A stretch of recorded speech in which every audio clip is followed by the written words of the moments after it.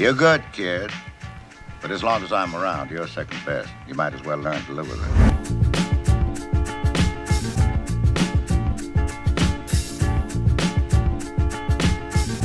There are situations in poker where the right move at the right time can make a huge difference to your bottom line.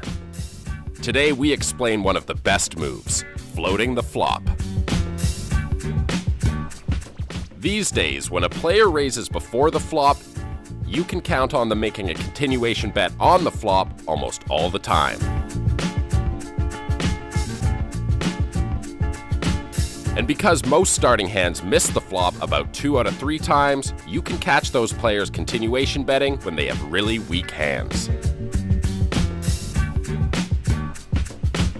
Floating refers to calling their continuation bet on the flop with the intention of winning the pot by bluffing later in the hand.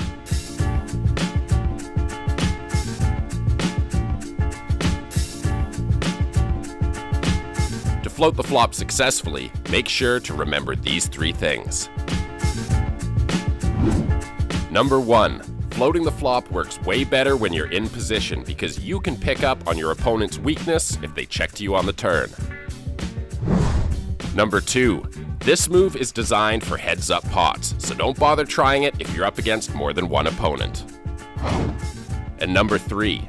You'll win way more pots with this move if you use it against weaker players, because they're less likely to bet again on the turn and the river. To float the flop successfully, it's really important to know your opponent. Look for players who are opening a lot of pots and continuation betting on every flop.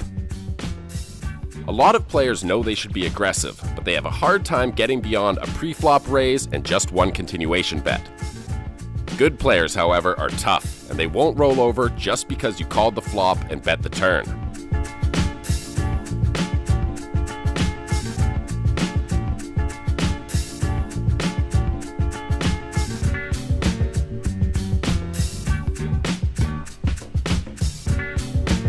If you do float the flop against a really good player and they bet again on the turn, it doesn't always mean they have a good hand. If you still think they're bluffing, consider raising on the turn. Calling the flop and raising the turn is a really strong line, and you can force even good hands to fold. But remember, this is a dangerous play, and it should only be used when you have a really strong read on your opponent.